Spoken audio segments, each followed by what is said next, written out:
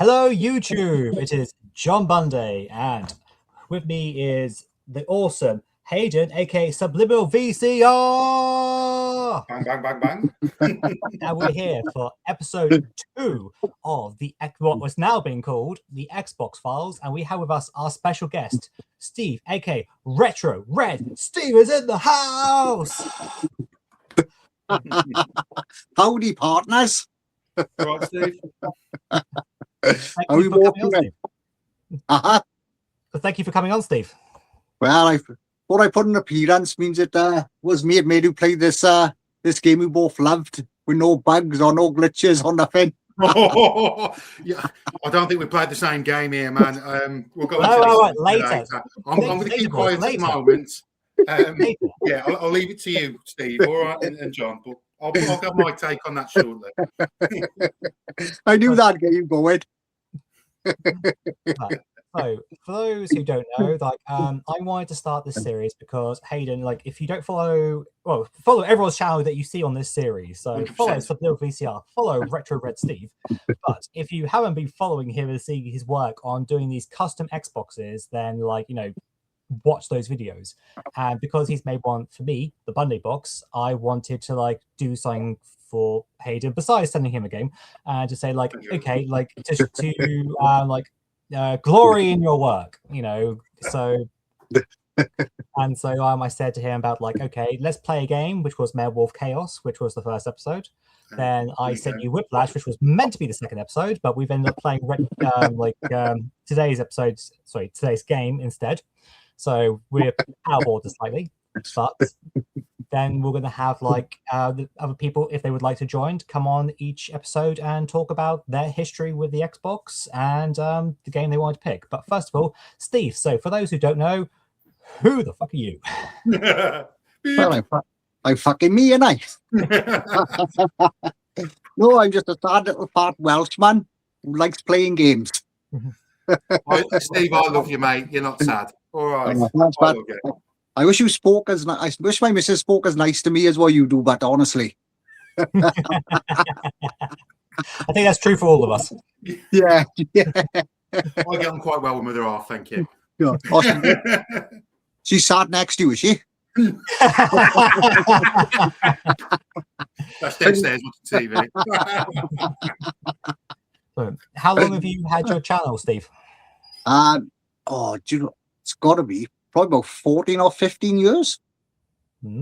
Okay. Might be a bit longer, because I'm sure I think I had it for about a year to 18 months before I started doing videos.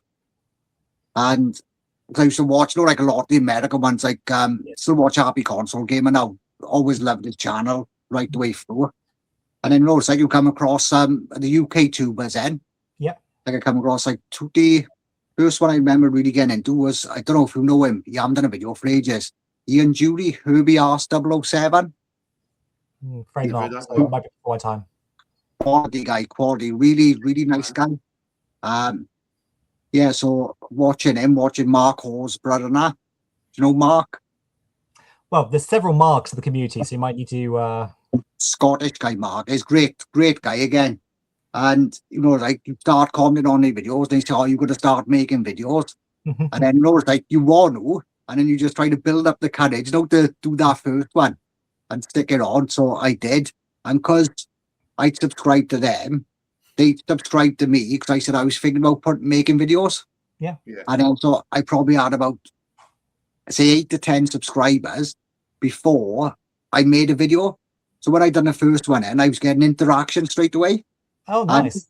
And so I got really lucky. So it's great then, because obviously what it's like. That's all about the comments there, no meeting people. It drives you on, and Steve, the comments, yeah. Yeah, exactly. Just keep going. Yeah, exactly.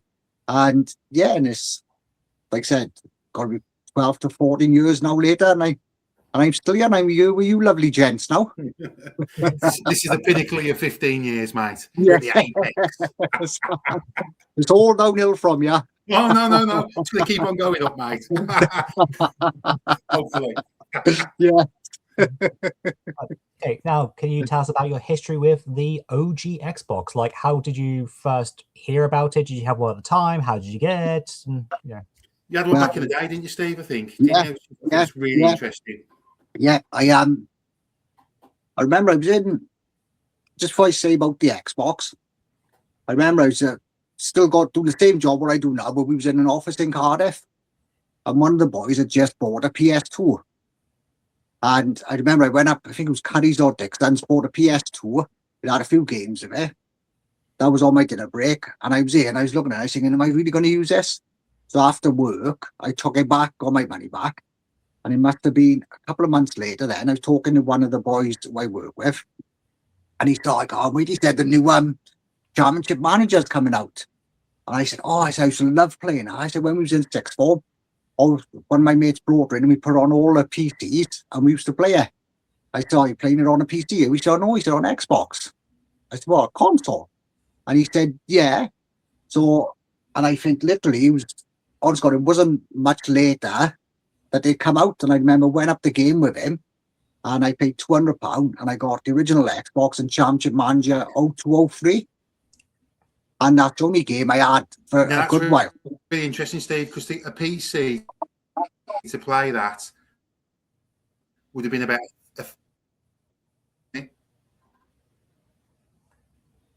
I think Hayden's connection. Sorry, Hayden. I just had a bit of a glitch on mine then. Just quick. Yeah. Sorry. Do you want to repeat that? I was just saying that a PC to run Championship Manager like 01, 02, 03 would have been about £1,000, £1,500. An Xbox at 200 to play that game and run it really well. It was a great bargain, wasn't it, really? Yeah, exactly. Because I didn't buy it when it first came out, the Xbox, so I didn't really know about it. Because I thought about the gaming, if that makes sense. And I paid £200, and you pay £200 for the console, and you get a game free with it. Mm-hmm. Now, so I done it at Championship Manager 0203, and no, it was no. Yeah, the green one there, 0203, or is it 0102? I thought it was the 0102 come out on the Xbox, and then the 05 one, I think. I'm not sure. Yeah, 0102, that's the one you put on. No, my Xbox. That's what I've been playing quite a lot of that, actually. And I didn't even know it was a thing until I started talking to my mate in work. Yeah. So I started talking to my mate in work, and I went and got it. And yeah, like I was just fucked. And I remember, right, like I said, I paid £200 for it. And my mate said, oh, why we spend so much money? We're saving up to go on holidays. Because we was going on boys holiday to Tenerife. And I said, let me tell you, I said, I'll save that money in a month. So I'm buying this. So I stayed in every Friday night. And like I said, you'd go out, you'd spend £60, £70 every Friday. So I saved what I paid in a month. That must have been torture back then, in those glorious days, early 2000s, I was out every weekend. I'd have gone insane. I'd have to stay in, not go out at all. Absolutely, mate. You're hardcore, I'm telling you. Well done, man. I've thought on Saturdays, mind. It was only the Friday I was staying in. I was Saturdays and Sundays. That would be inhuman, wouldn't it? Not going out the weekend at all. And like I said, the mad thing is, right, like I said about that holiday, right? So I only had Championship Manager for a good couple of months. When we went on the boys' holiday, we come back, and I remember we was in Asda's in Caerphilly, walking round, and I seen this game, and it was just there like that, and I just thought, no, Clint Eastwood, because I used to watch a lot of Clint Eastwood westerns and John Wayne westerns with my grandchild when I was growing up, and I seen that, and I thought, what the hell's that? And I looked at the back, and I see the screenshots, and like I said, there was that one up there. I thought, oh my God, that looks amazing. And I went and bought it. And it was the second game I had on it. And I just got hooked. I loved it. And I think You know why the screenshots looked amazing now, Steve? Because Capcom probably did that part before the scrapped it. Like I said, when you said that blew my mind. I know about Capcom being involved with it. Yeah, blew my mind as well within about that. Yeah. Crazy. Because that would have been outstanding. No, if Capcom had kept hold of that. I would only imagine how. I think it was going to be like Gunsmoke 2 or like the evolution of Gunsmoke. Yeah. I mean, it could have done big business for Capcom. It's really sad how it got scrapped, to be honest. But we'll get to that. Get to that. Yeah. We're still talking about your history with the Xbox. So like I said, I had that. And then I remember my mate telling me it was a driving game he had on PS2. And he said, oh, this is awesome, this is. He said, why don't you get it? It's on sale. I think I paid £10 or £15, and it was the first Need for Speed Underground. Not quite quality game. Yeah. And I got that, and I was hooked. Yeah. Honestly, I'd come home from work and I'd be playing it, and I think I preferred it to Need for Speed Underground 2. I've never liked 2. I really like the first one, and I bought a second-hand graphics card of the PC just so it ran properly. Need for Speed Underground. So again, strength of the Xbox out the box, £200 plays a high-level game like Need for Speed Underground. No messy. Exactly. Really. And I remember the next game I got then, I think I bought 2 around at the same time. I seen it advertised on telly. Now, I never used to see a lot of games advertised on telly back then. There was one, it was showing it over and over, and it was Tom Clancy's Black Arrow. Do you remember that one? Remember like the Tom Clancy games, Splinter Cell, Rainbow Six? Never played that one though, Black Arrow. It was great because it was like tactical, and as you had to like organise your group. And I'd never really be sort of like into games like that. But no one time just scares you walked. So I got that, and I loved that. But I remember as well with that I got the Street Fighter Anniversary Collection, the 15th anniversary. Quality collection. And quality package. Oh God, I was just, my little mind was blown. No playing Street Fighter 2 again. And I think was that like the first time you played Street Fighter 3? Yeah. Because like I said, I'd only ever played no Street Fighter 2. Like Championship Edition, like in the arcade and on. I'd only ever played Street Fighter 2. 3 just didn't happen in the UK. It wasn't in the arcades. And then Retro Import Games said something interesting about 2D games. He used to run a shop, I think, in the late 90s.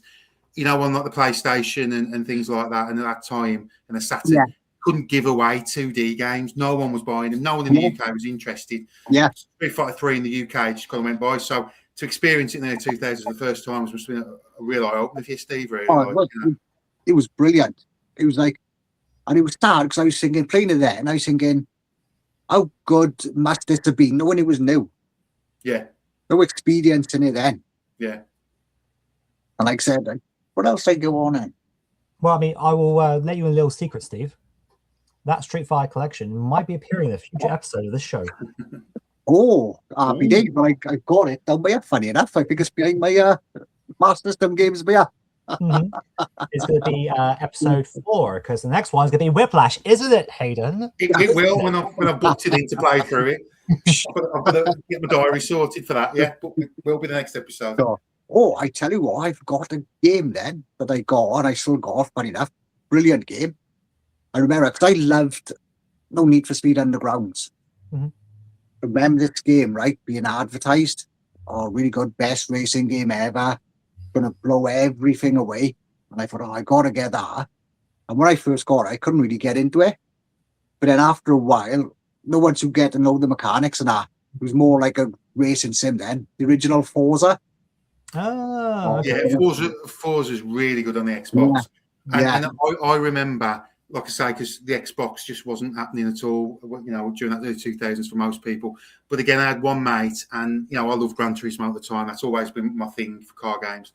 And, you know, he showed me Forza, you know, the engine customization. And I thought, this is next level here. This is amazing. You know what I mean? Yeah, it was unbelievable, wasn't it? Because when I first started playing it, I tried playing it like Need for Speed. Yeah. Not like an arcadey racer, but you can't, because you've got to do the stuff and that. So once I got into it, I loved it. And I still love playing it now, funny enough. And I can't remember if I got any other games after that. But one thing as well, when I got it, right, I never had a DVD player until I had an Xbox, and I went and got the DVD attachment. Yeah. I got that, and I remember I bought Signed.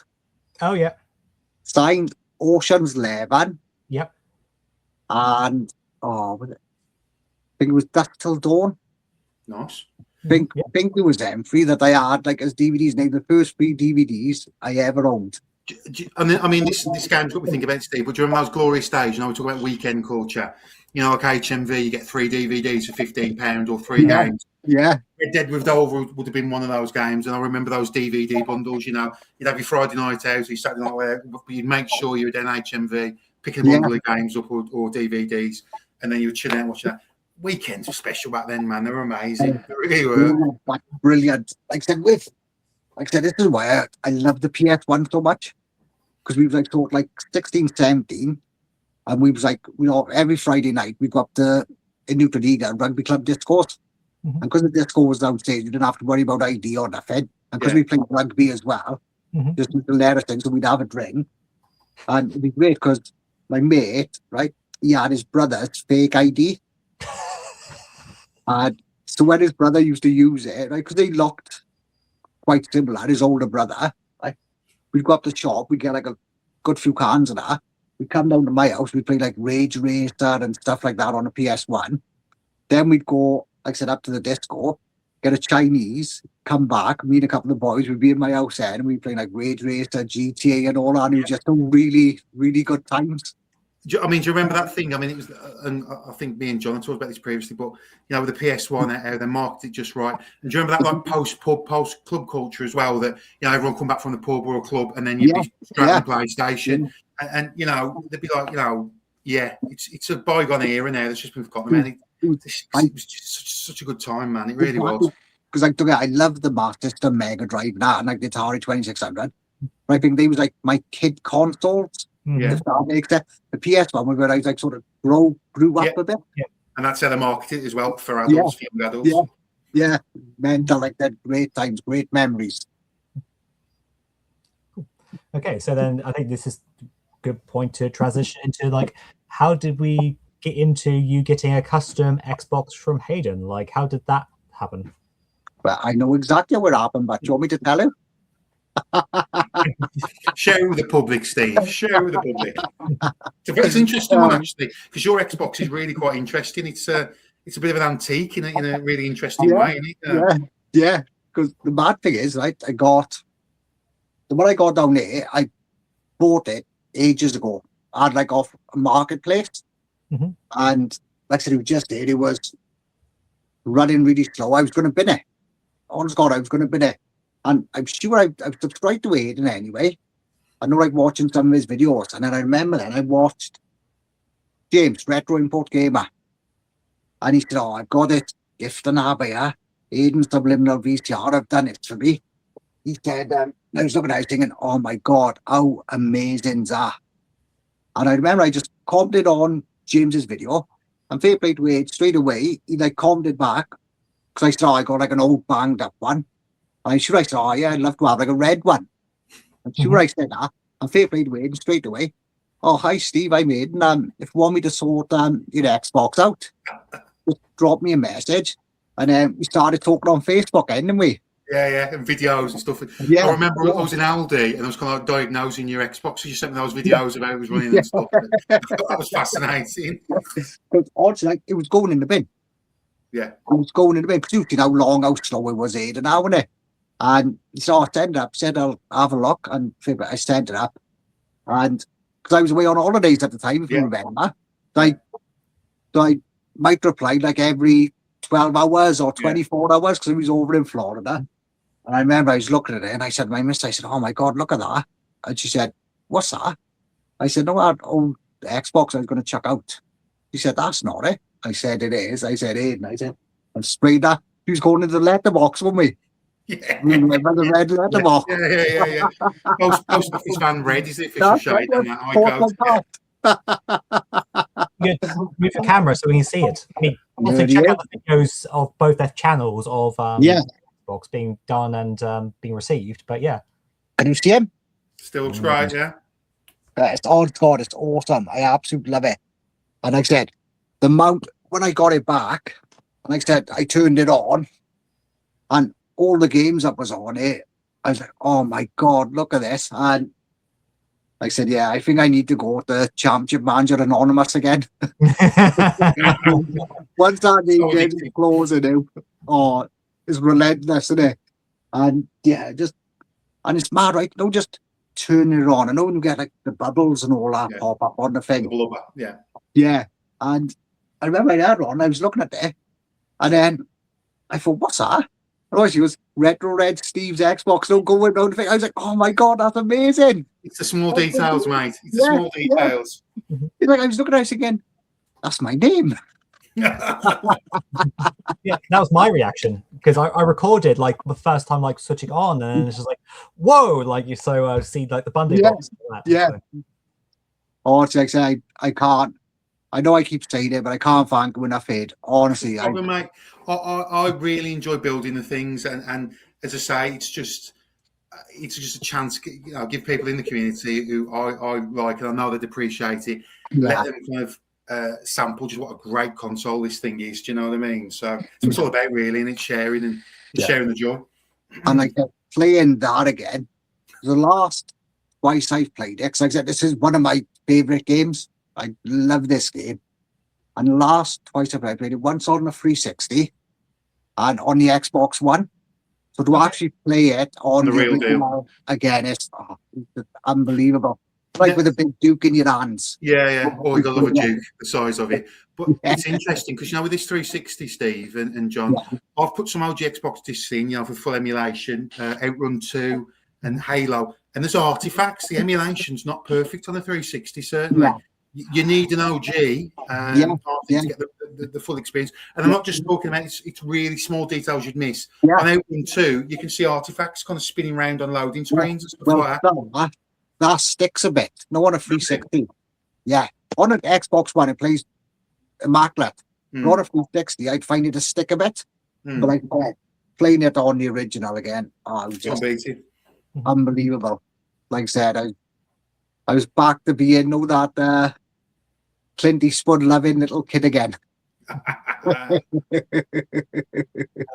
So before we get into I wanted just to clarify one point before we get into Red Dead Revolver properly. So, sorry, did you say that you picked that Xbox up off of Marketplace? That's not your original? No, it's not my original one. It's Marketplace. It was my original one, right? It was... Obviously, I've always been playing football and stuff like that. Well, I sold it to my mate.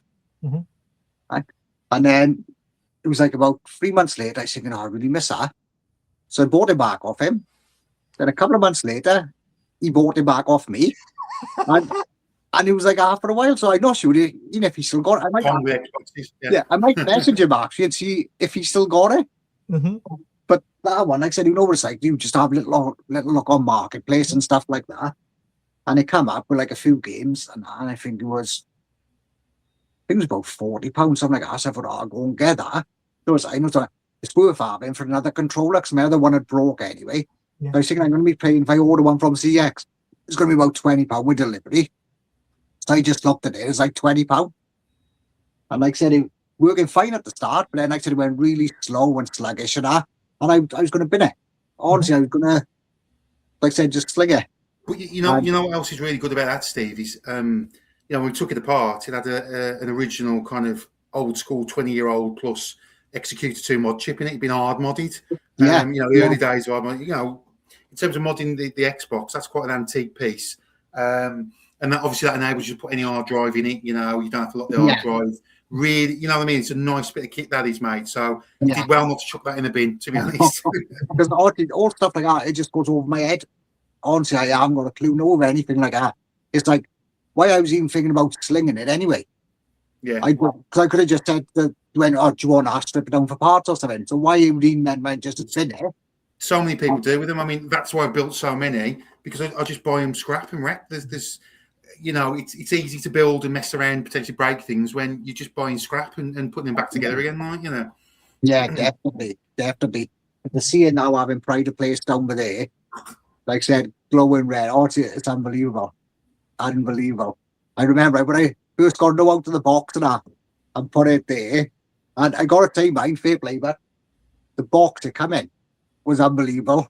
I was looking at packaging right. I don't want anything my hard work getting destroyed. You know what I mean? So I was looking at the postman carrying up my steps. I got a lot of steps out the front of my house. I'm thinking, am I brave enough to open the door? He might have a go at me, but it looked like a two-man job. It was out. Yeah. I've got big hands, mate, for big boxes. You know what I mean? I only got little hands. I have so my missus had to help me carry it.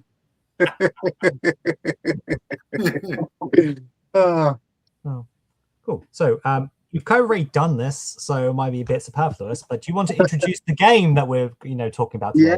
Yeah. So the game we was playing was for the month was Red Dead Revolver.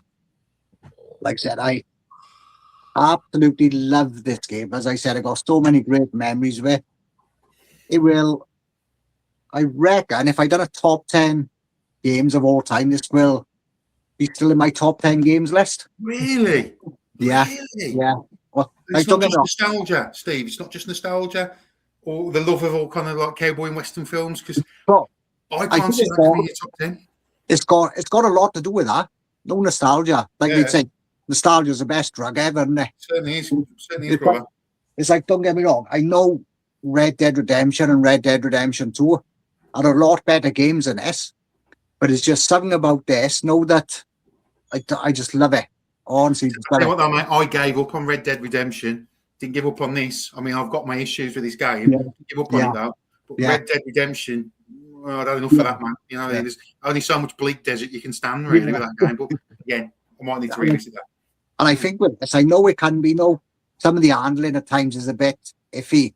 But I think because I played it back then as well, and I think I'm just used to it.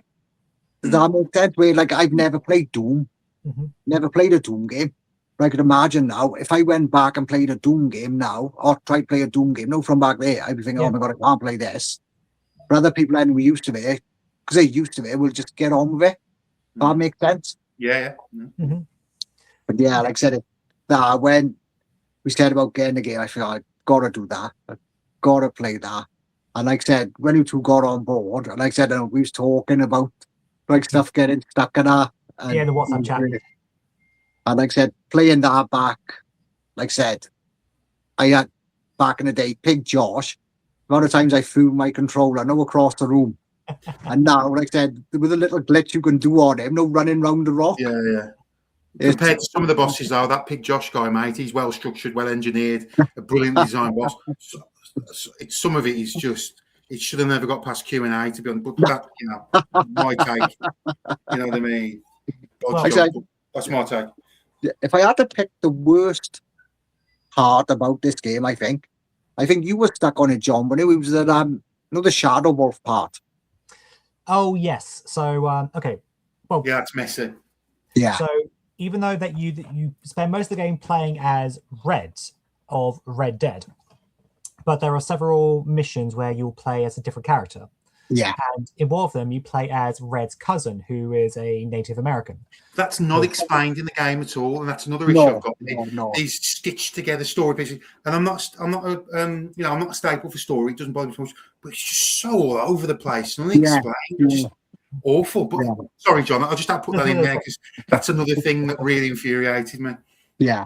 But during that particular level where you play as him, it's not a maze. You're just trying to go through the level, but you quite early in the level you go up some rocks, and then it is like completely hidden where you're meant to go next. So you can go a different way, and then you get to a totem pole, and it's just like, I can't carry on. You can't go around it because this game isn't complex enough to let you just shimmy around a totem pole. No, that blocks your way. And then I actually had to go onto a YouTube video to see what was I doing wrong.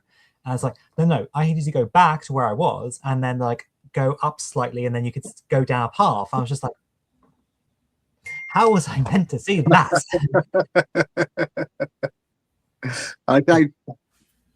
Did I get stuck on? No, I don't think I got. Might have took me a couple of minutes to remember on that part when I played through this time. Did you complete it back in the day, Steve? Without perhaps the internet as it is? Really? Yeah. Because the mad thing is, because I used to live with my grandlock when I had my Xbox, and I saw we never had the internet. Mm-hmm. I don't think I had the internet really until me and my missus moved in here in 2007. Wow. Tell you what, Steve, hats off to you, mate. Back in the day doing that, hats off. Honestly, just even getting to that Shadow Wolf part would have been difficult, but the way it's broken and the lighting, you can't see anything. I would have never figured that out. So well done, mate. Yeah, brilliant. This time, don't ask me why. It must have been something in there. Right, done the brightness on the game.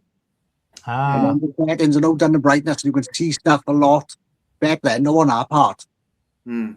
Because one part, which I done really easy this time, and I struggled with back in the day, was the Diego mission. No, with the bridge and the bomb.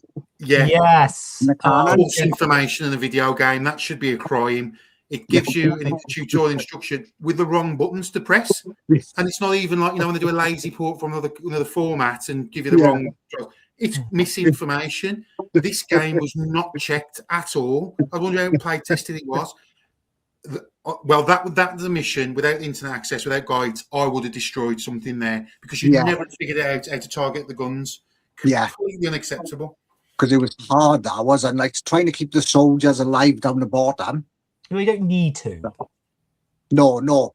But like I said, it was just so easy this time. I don't know why. How did you figure it out back in the day when you're not given the information? Was it just accident after doing it for hours and hours and hours? Well, I think I just know, like, pressing all the things. I think I might have done it by accident, actually. Yeah. I think I might have been going, and I just pressed, the thumbstick down. Yeah. You're right. I must have just done that or something. Something happened, it come up with the thing, and I thought, oh. And then when I shot him then, one up, and I could see it blowing up, I thought, right. It was just by accident, I think, that I found it back in the day. I don't think, like in any good video game, progression should be through like accidents like that, you know what I mean? But yeah. It's bad, isn't it? You know, it's not good. Yeah. I mean, because I said to you guys in the WhatsApp chat, like, because I struggled with that level just because I kept dying from the cannons. Yeah. And then I said, like, because then at the end of that level, then you find out more of the story and find out who this Dio guy actually is in relation to Red. Yeah. And I'm like, hang on, I'd be trying to keep this alive, whereas, like, and I don't know if I should say this, but I said in the WhatsApp chat, like, it's like playing a game about the Holocaust, and it turns out that you play a level as Hitler. So very strange. But again, that game was that section there, John, was probably, I don't know, maybe even Capcom engineered it initially, just thrown in there. Properly, but we've got this content, let's just chuck it in there, let's make a game out of it. I mean, Yeah. Okay. Who wants to explain about the Capcom relation? Because we've mentioned it, but we haven't explained it yet. John, you're a real expert on things, so you might be the one now. I don't know if Steve, No, I didn't really know about it, to tell the truth. So I've done some brief reading, but I know John will know the score on this. Okay, so as has been relayed to me by these guys, is that this game was originally being developed by Capcom, but I don't know if, like, they lost faith in it or they ran out of money or they're a bad spot, because this was, like, back in the day when, like, they're not, with all their Resident Evil remakes and things, they're really hot now, but back then maybe they're going through a low point, and then it was picked up by Rockstar to be completed, and that's kind of like how you can see some of this is being patched together, because they took, the stuff had been completed, then I guess try to spend as little money as possible because they bought the game and the license or whatever, or the name, to then get out the door. And I think you said, Hayden, that the lead director, producer, whatever, actually came over to Rockstar to help finish the game. Yeah. No, what and I could be wrong, don't quite. This is just brief googling, going through Wikipedia and stuff. The Japanese guy producer, who I think is associated potentially with Street Fighter 2, but when you look at his resume, he's got some big hits in Capcom games. I think Gunsmoke as well previously in there. He and his team moved to America because I think Capcom really wanted an American style IP that would appeal to Western audiences. So obviously going for the cowboy thing. So a production team and programmers who I mentioned in the credits at the end of the game as well initially, with a lot of pedigree there. So everything was kind of looking good for this game to take off. And I'm left curious why they abandoned it and why they gave up on it. And getting into the 360, potentially, like, I know in 06 was it when Dead Rising came out, perhaps Capcom pulled an attention because zombie culture was coming back in, let's do a zombie game instead. Because Dead Rising seems to be the kind of game that Red Dead Revolver should have been, really, to appeal to Western audiences, you know what I mean? Yeah. Just my thoughts on it. But then, Rockstar. Sorry, Steve, sorry. That would have been when Walking Dead was big, wouldn't it? The first season, perhaps, or two of that. Yeah. And the Dawn of the Dead remake and stuff like that. Mid-2000s, zombie culture was really coming back strong, wasn't it? Yeah, definitely. But I totally forgot, like, when you said that perhaps he was, like, going to be like the follow-on to Gunsmoke. Yeah. And Gunsmoke's one of my favourite Capcom games. Yeah, I love Gunsmoke too. And Steve, there is, as much as I'm frustrated and like, upset this game doesn't live up to the hype, there is a good game in there. You can feel the mechanics, the arcade feel, the pick up and play to it, bite-sized missions, the feel of it. It just doesn't work, and it's just broke. But inside the carcass of it is a good game, and I think if Capcom could have worked on this longer, you'd have a mega game. Yeah. Certainly one. When you talk to people about Red Dead Revolver, casuals or people big in the games, oh yeah, Red Dead Revolver, brilliant game, man. Yeah, legendary. Yeah, feels like. Have you actually played it, mate? Because I'm not getting that vibe from this at all. You know what I mean? But it's opinion, subjective. That's just how I found the game. I wouldn't expect everyone to share that, like, you know. And like I said, even though I say that's one of my favourite games ever, I'm nowhere near, no saying it's one of the best games ever. Definitely not. Like I said, because of my memories with it, because it reminds me of like my grandchild, like sat down. Yeah. And it's mad because he'd been dead before this game come out. We were just seeing that and then seeing stuff, and all pop in, back up, just all like the nostalgia and everything just come together perfect for me with that. It's like Tetris and Super Mario Land with my dad. I mean, he's passed away a few years ago now, but he had my Game Boy and he would play Tetris non-stop, and he'd play Super Mario Land, and I just put those games on, just hear the Nintendo ping, and I can feel my dad again in it, like, really, you know what I mean? Yeah, exactly. That's the real magic of video games, isn't it? Definitely, but definitely. Well, because I've got a story for you two. So when near the end of the game, you have to participate in a gunslinger tournament, a quick draw tournament. Yeah, and so because one of the mechanics of this game is the quick draw, so where it will stop the game and there's just you and the opponent. Could be several of them, and the idea could be a brilliant segment. Could be brilliant, but it's go on then. Like that, for example. But the idea is that you have to press down then up with the left thumbstick, and then suddenly it'll be like that, and then you've got to move this thumbstick to then like move to where you want to aim. But then there's like a reticle on the screen, which is normally yellow, which means it won't hit, and you have to wait for it to go like one of two different types of red. One which means it will hit, and one means it will be like spot on hit. And it seemed that system was a bit glitchy for me because in this tournament I was talking about, you have to face a guy called Kelly, and I'm feeling that frustration again now. Oh my god! The first time I faced him, I beat him no problem. But then, no checkpoint, you move then into having to fight him on the streets of this town. Yeah. And then, but he's also I don't know why he's shooting the locals. There's no reason for him to shoot the locals, but he does. There's no reason to this game at all, is there? You drive yourself mad trying to figure this out. It's chaos. The whole game is gameplay, story, just chaos. Another one part about that level, if you shoot one of the locals, it kills him. You've got to start. Yes, and then I was like, okay, fine. I need to like either be human shield or like kill him quicker, because I was being very careful around corners. I didn't realize he was going to start killing people. So then we get back, and I was like, okay, fine. I've got to do the quick draw again. Okay, fine. Boom. What? Boom. And then it just kept dying over and over again. And then when I managed to get through that section, then like I would either die myself because I'm trying to protect the townspeople, or he still managed to kill someone. And like I'm just hurling abuse at the TV. My missus who's already gone to bed is like messaging me saying, "Is something wrong? Like has the dog thrown up on something? When you're telling her off." And she's just hearing me hurl abuse. I'm like, "Oh no, I'm struggling with a boss." And she always thinks, like, "Oh god, games to begin with." But like, that probably wasn't.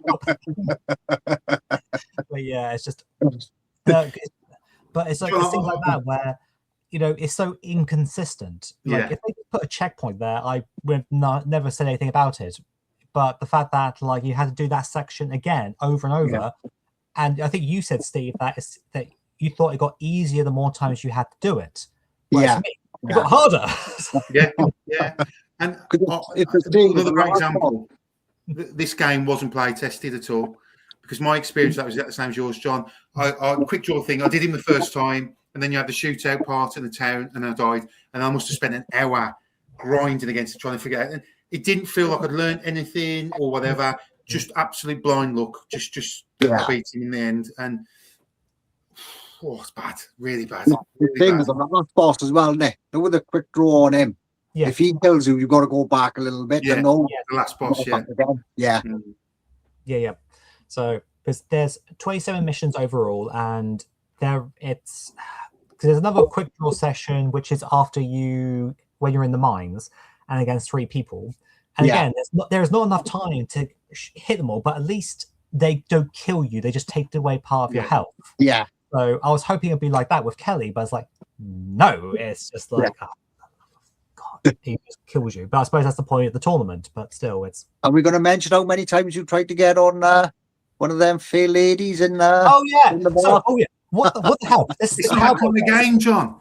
It's a cowboy game. There's a saloon that you can visit, and every time you go in there, the lady's like, "Oh, after the tournament, or like, I'd like to see you later, whatever." And it's like, you cannot solicit. So.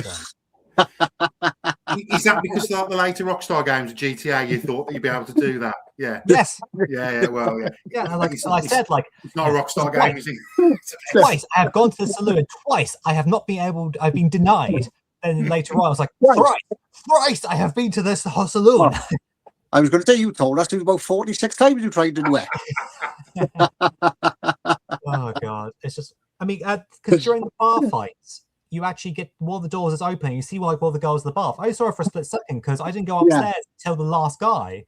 And then like I took him out, but there was a prompt to talk to her, but I never got to do that because I then killed this guy. And then it's just like, whoa, what would have happened? It's like, obviously nothing, but still. That bar fight was like a beta test. I mean, enemies once go down dead, hit detection terrible. Yeah. Absolute mess. Oh, that part's hard when you got the portals. Yeah, hard. Yeah. Steve, sorry, I'm just giving my experience. I know you love this game, and I feel really bad speaking. No. Like I said, I know it's not a great game. I know that. Like I said, nostalgia is a wonderful drug. Best drug ever. Well, you know what? Back in the day, if you picked this up, 3 games for £15 from HMV on a Saturday afternoon, you wouldn't care, would you? And I think this is why Rockstar sold it out, because this game would have been picked up in a bundle like that. Yeah. And your average casual gamer wouldn't really care. They'd play it for a couple of hours and then it never saw the light of day again. And they got away with it, didn't they? Yeah. Like, it'd be nice if they remade it. They've done a remaster. Yeah. As I say, the good game's in there. And if they finished it, connected it together, linked it to Red Dead Redemption later games, you've got a good one on your hands there. Exactly. The remaster didn't they? But a remake would be really good. Yeah. So I'm trying to think now, like, the woman, is it Annie Oakley? Is it Annie Oakley, her name is? Annie Sykes. Is Annie Sykes? It's something like that. But it's Annie, stuff, yeah. It's Annie Oakley in Red Dead Redemption, isn't it? Oh. So I'm trying to think, are they the same characters or are they different characters? You see, when I played Red Dead Redemption, I remember it going about the backstory about something else and his gang, and I thought it would be in this first game. I'm not sure what the connection is. It's very tenuous to say the least. In my opinion, I'm sure there's some Red Dead experts who say, "What are you talking about? Hey, the links are clear."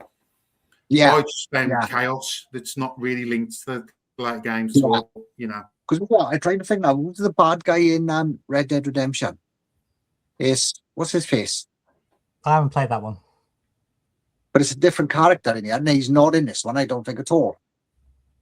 No, like it's John. What was that? The second game, John is the main character. Sorry, but you've got John. Obviously, John Marston there is meant to be that red.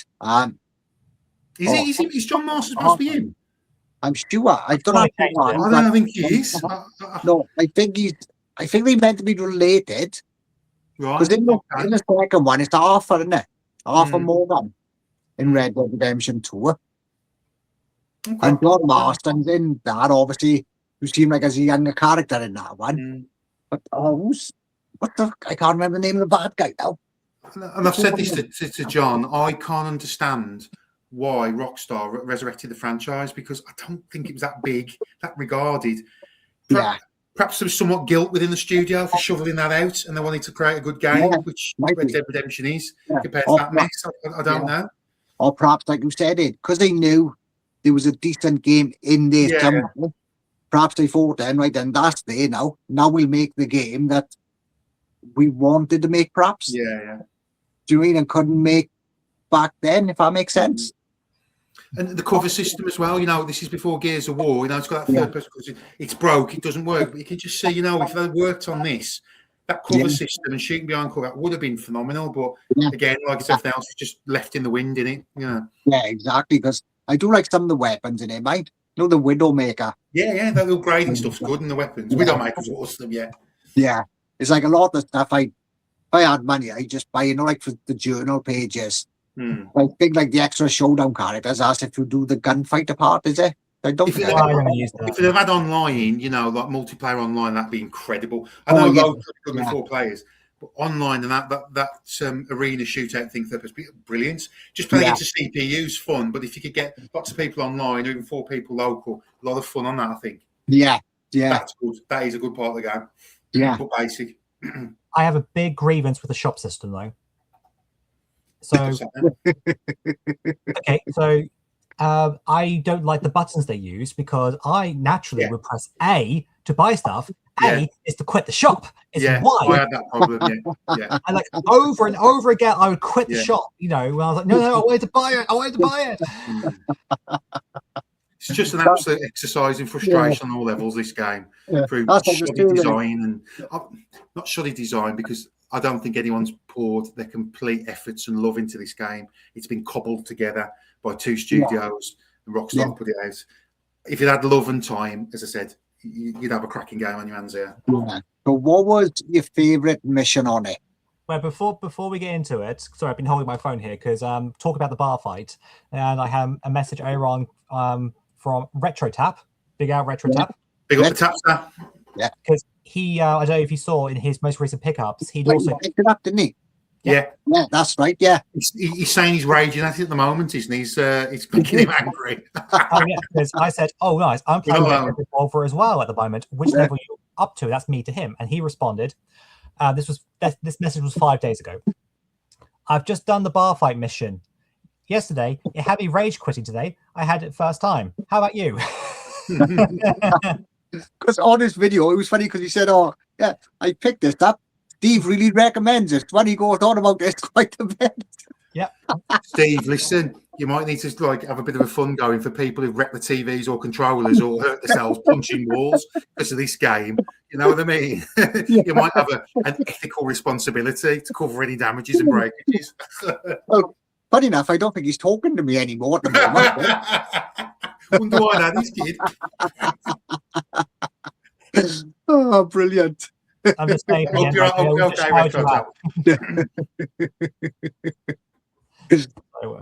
So I literally just messaged him back saying like, "Oh yeah, we've just showered you out and read out your messages." So okay. So you're asking about the favorite mission? Sorry. Yeah. Okay. Well, Hayden, what was yours? I've got to think long and deep about this. What did I enjoy? That didn't either feel too short, too frustrating, too broken, too glitched out. What felt the right length and felt satisfying to play. That's what she said. I don't know. The tutorial when you was a boy, that felt okay. No. Completely generic.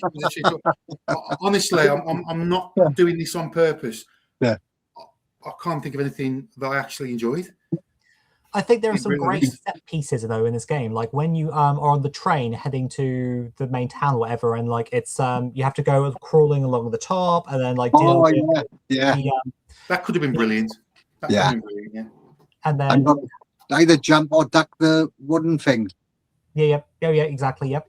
At the end of that, I had guys like glitching in and out of the carriage, the front carriage, like it was Space Invaders or something. It was just, what the hell is this? There's something wrong with my Xbox. No, it's just the game. Sorry about the camera shot. But what else? I mean, I think that's not the gameplay, but it's just I did like some of the locations and like the set pieces that they set up in those places, like being like traditional westerns and things. Like for example, when you're attacking the train to get to Diego, like even though like I had to do that one several times and I was like starting to get a bit annoyed with it, I still appreciated like the set piece that they had crafted of like, and then you have to like destroy the actual train, have to get all the armor off of the engine to actually then like do that. And then was it the set pieces though, or the background graphics? Because again, being harsh, there's some awful character models. There's some awful, awful Microsoft Paint backgrounds, and all of a sudden you'll get these beautiful verandas with sunsets. The train mission at the end, the scope of it looks beautiful. But again, that set piece that I found really flawed, but it looked beautiful compared to some of the garbage graphics that are in this game, you know. No, not the graphics themselves, but as in like, you know, the moments they put you the character into that you have to then go and do. So like, you know, as if you are playing like these old Western films. So like protecting your ranch from the thieves or the bank, you know, the bank, I guess. The don't want to ruin the whole story of the game, but so we're playing as Annie, was it, or Anna? But it's Annie Sykes, I think, her name. Annie Sykes. Yeah. Annie Stokes. Stokes, that's it. Stokes, Well done, man. You could ride the bulls today as well. To ride the bulls. Yeah. The two boss. That could have been so much fun. That mission could have been so much fun.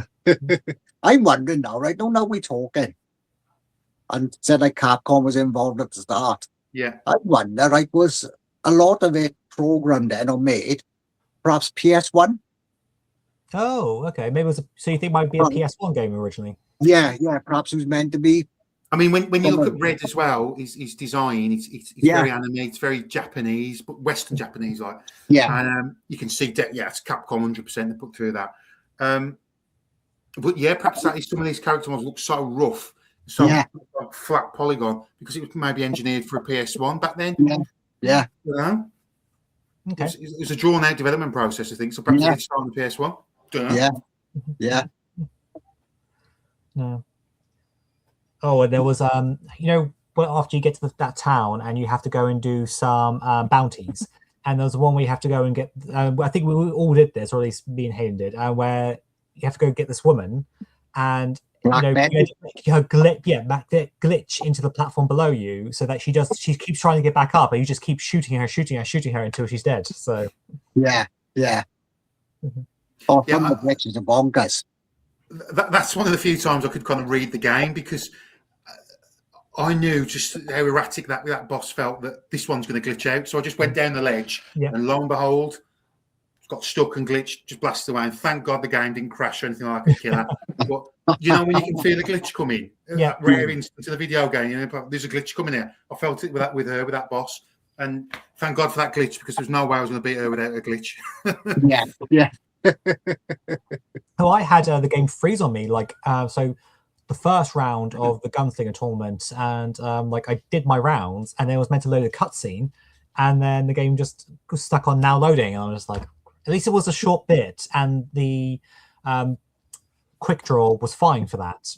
It was no issue having to redo it. It's just I'm glad it wasn't like one of the bad sequences, like for example the Siege. So I don't think the game has been optimized or coded correctly. I'm not a program. I don't really know what I'm talking about. But I was really worried about your Xbox when you said it was freezing, John. I thought, oh my gosh, is Xbox all right? And then on the same day, I was in the mines. My Xbox blacked out, pixelated. Oh my God, mine's sounds a pound. But no, it's the game. It's just trash the way they put it together. It's not fit for, but it should never have been released. It's awful. So my favorite game is. So we'll have to play it on the PS2. Perhaps it's better on the PS2. That's why everyone loves it, because they play the PS2 version or something. Yeah. I think maybe we need to swap being Hayden around on the screen, because it feels like, you know, so Steve absolutely loves it. Hayden actually trashes it, and I'm in the middle. There's a good game in there. There's some good stuff in there. Yeah, I'd love it. Like I said, just remake it, remaster it, and that. Don't like the PS5, PS4. I think that'd be great now. They can even do it like as a triple pack. I think Rockstar should do it, John, because Steve, sorry, the amount of conversations I've had recently, not just because I'm playing this game, I'm playing Red Dead Revolver, Red Dead Redemption. Lots of people talk about Red Dead Revolver. There seems to be a lot of knowledge about it. I think it's cash in and make that good game that it should have been, really. Yeah. And like I said, I never thought about it before, like until now, what I said earlier about perhaps was a lot of it meant to be on, like, designed for the PS1, and they've just used that and just chucked it in these like the PS4 and Xbox versions, perhaps. know about doing anything to it. And that multiplayer not having like an online aspect, I don't know, perhaps it was engineered for PS2. When this come out, there was no excuse. That should have been an online. Because when you know what I mean? Halo was already out, wasn't it? Yeah. So you could have done it for the Xbox. And then, like, John, didn't you say something really interesting about, like I said to you, why have they used that franchise? And then you said to me, perhaps they, like Rockstar are getting the money's worth out of Capcom. Perhaps they paid big money for the intellectual property and the game. Let's maximize the money from this, like, you know. Yeah, he's used the name, even though like you thought, oh, why did they reuse the name? But it's like, well, if we paid for it, and it's like trying to come up with a good name could be difficult. And it's like, well, we have something that is cowboy themed. People will at least have brand recognition. It may not be as high as they would want it to be, but at least it's there. So it's just So just looking at the title, like, okay, so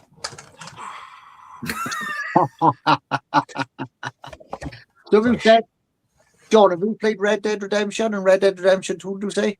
No, I haven't, because I didn't have like a X360 or a PS3 like when the game was current. Yeah.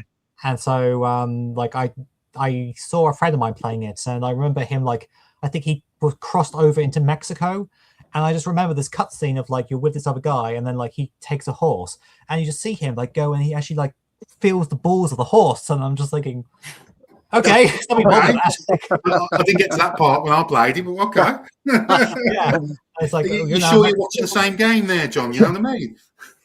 I downloaded the wrong game. You downloaded the Bestiality edition.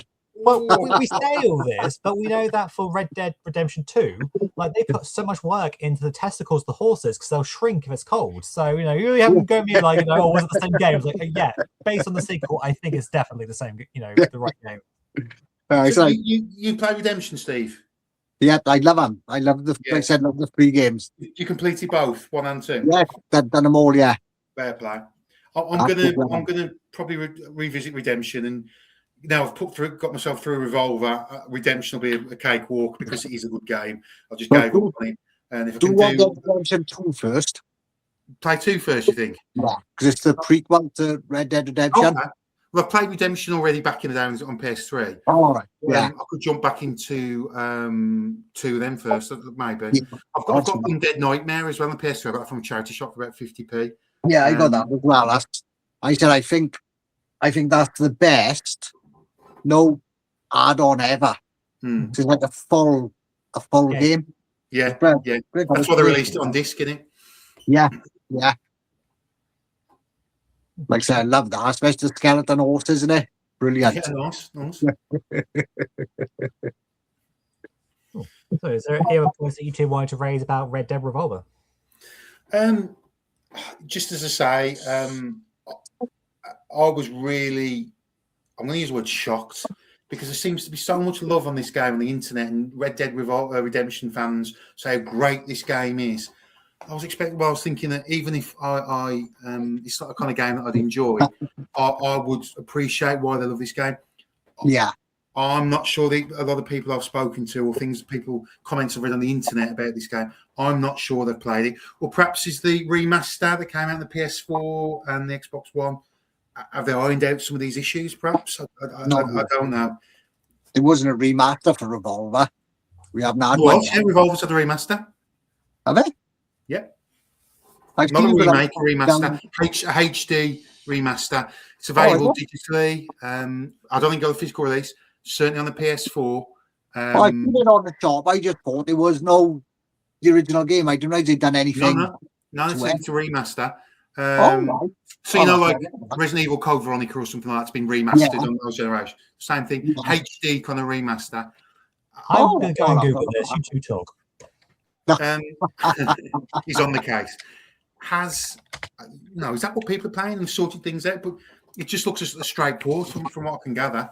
Because I'm wondering if like I say, I love this game. I love it. I'm wondering if everyone who's saying they love it and really like it played it when it was new. If that makes sense, all that memories with it, perhaps. Maybe, but the core audience of Redemption games is kind of younger gamers. People late teens, 20s, 30s. Yeah. Maybe they didn't play it originally back in the day. Yeah, yeah. Or like with yourself, that thing. A lot of people love westerns, cowboy culture, and being linked to the Red Dead universe, kind of like really, they'll forgive all the problems with the game. Maybe you know what I mean? Yeah. So I'm wondering, because when this was out, I wouldn't have known. Obviously, now you play like a 360 game, PS4, PS5. The handling's brilliant on them, isn't it? Because now, even though playing this now, I know it's nowhere near as good as the handling as newer games. Because I played it back then, I know what it's like, if that makes sense. I know what to expect with the handling. Yeah. You got any intel there, John, on the remaster? So apparently, yep, it's features 1080p resolution, trophy support, share play, and remote play. It is not a ground-up remake, so graphics remain dated, but offers enhanced performance. So fingers crossed that's all the glitching gone and the breaks. It's the PS2 version that's been done. With the Xbox, then as we know, it was added to like the backwards compatibility program. So whether they did anything for that, to improve it. But one thing apparently someone said, seeing a comment, is that in the Redemption series, that apparently Red is like, is kind of like a mythical character. Yeah, it's probably a legend, isn't it? Yeah. So yeah. Apparently, I mean, I haven't played those games, so I thought that was interesting to see him mentioned, at least referenced. So. Yeah. It'd be nice if he brought a book out of it. I know, like, went through it all, so tie it all up nicely. Again, there's so many fans, Steve. I'm again rock starting to get on with that. They would buy it, wouldn't they? You know what I mean? Exactly, bundled with the game or something as well. Yeah, they done like a special edition. It's like, well, even now, if they Red Dead Redemption 3, right? Put it all in like that, so I have like a little book all tied up. But yeah, so just to me, just shocked that how bad it is, and what with the contrast, how many people love it and speak so positively of it. Yeah. That's my opinion, and I wouldn't expect anyone to kind of share that. I don't think that I'm the voice of everybody and I'm uncovering some kind of mystery about this game. I just didn't enjoy it. But Steve, thank you so much for recommending this, mate, because it's opened my eyes. It's made me understand. I've discovered the mystery of a game. Yeah. And uncovered things. Do you know what I mean? Like the. I found that really interesting. And encouragement from you two guys to get through it got me through this as well. And that's part of the wonderful thing of doing this. Yeah, I want to thank you both for finishing it. The glitches and the handling and the problems. Listen, I want 20 quid in the post, mate. You know what I mean? Already on the way, Matt. Already on the way. Sorted. It's a bottle of whiskey coming to you, John. He's going to need it after this game. Reduce the stress. I mean, I think if I enjoyed it, like I say, I was swearing at it and had problems with it, but I did enjoy it. Like, I never at one point thought, okay, I just have to give up. Like, even though I knew I wanted to beat it for this, but even if I just picked it up myself, maybe several years ago I might have just rage quitted, but me now, I'm like, no, I would still want to push to finish it because the missions aren't too long until you get to like the end where it's the siege, and that seems to go on forever. But otherwise, the rest of it, they're not that long to play. So it's like, okay, you can get through like a couple of missions here and there, so you don't let your blood pressure get too high, for too long a period. But so I do like the mission structure as well.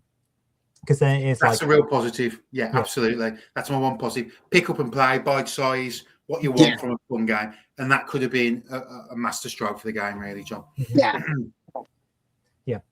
The other thing that I probably would have also liked is because when you finish a mission, it will go, okay, do you want to save? Yes. And then they'll go, okay, here's the shop. You can also repair and do stuff. And then it's just like, well, I want to finish for the night. So then it's like, oh, it doesn't save the things you've purchased, the repairs, you have to then redo it. I'm like, okay, I would have liked the ability to save, because it's just when you do the shop part first and repair and then save. Yeah, exactly. Yeah. I don't know. It's just maybe people be like, no, well, no, just quit then. It's like, no, but it takes you directly into the shop, if that's meant to happen. It's just like, Yeah. And I want to the do my game shopping. depends, back then on the PS2 and the Xbox as well, really. Memory cards, wasn't it? Memory units to save to. I don't think the memory then was just sophisticated enough to save past certain points, you know what I mean? And that could have been it. So just Glitch out. a slight defense of the game there. That was a lovely face, Ed, when that froze.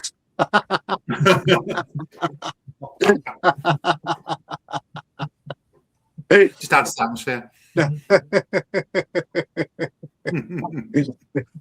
Cool. So it's really nice just to have such a laugh tonight, just laughing with like-minded people, man. It's brilliant. Yeah, probably. I think it's the first time I've spoke to you like this day, didn't it? Yeah. Well, it's when I first spoke to John, it's like, oh my gosh, that legend from YouTube is real. He's a real person. He's talking to me. You know what I mean? It's like now I'm talking to you. It's like, oh my God, Steve is real. This is what I love, because you do stuff like this, and even like when we was backstage before, it's like we talking now as if, well, like I said, no, we've known each other quite long now, but there's no awkwardness, no nervousness. It's like we know each other now. We know what we're about based on our videos and our channels. Yeah. But I've got to thank John for all this, because I find this quite a really therapeutic experience. I find it really relaxing. Yeah. Well, you need that after playing this. Yeah. Oh yeah, I got to thank John as well, because, like I said, he's done this stream as well. The one before I was on with you on Club 52, which I was meant to be doing because I haven't got a clue now to do StreamYard or anything. So whenever I up with Black Ops now, I'll probably be tapping John up now to I still haven't played that. John, you've got to get on it, man. Come on, chop, otherwise I can't do a stream. 52 posse. But cool. Okay, well, I hope people have enjoyed the chat, and maybe this might make you go and play like Red Dead Revolver, or if you have been playing it and like have been struggling, maybe this will give you the push. Because I will tell you that if, like me, that you wanted to hold the control through the TV during where you had to face the Colonel with the one arm, there is actually a very easy way to beat that boss, and that is at the top of the stairs. Go round to the left, because you can hide from the cannons he fires, and he's like pretty much easy. Remember that point, because I really raged dying to him after trying to get through that level. And I'll be really interested on. Sorry, Steve. After you. Sorry, man. Oh no, sorry. I think all the bosses now have got an really easy way of doing them. If you know. Yeah, because when I found out about like Pig Josh, nobody comes out of his like little trailer thing, with the rocks there. You just run round the rock and he's chasing you. You can get behind him, shoot him, and then go into Deadeye and just blast him again. Literally takes seconds to do him.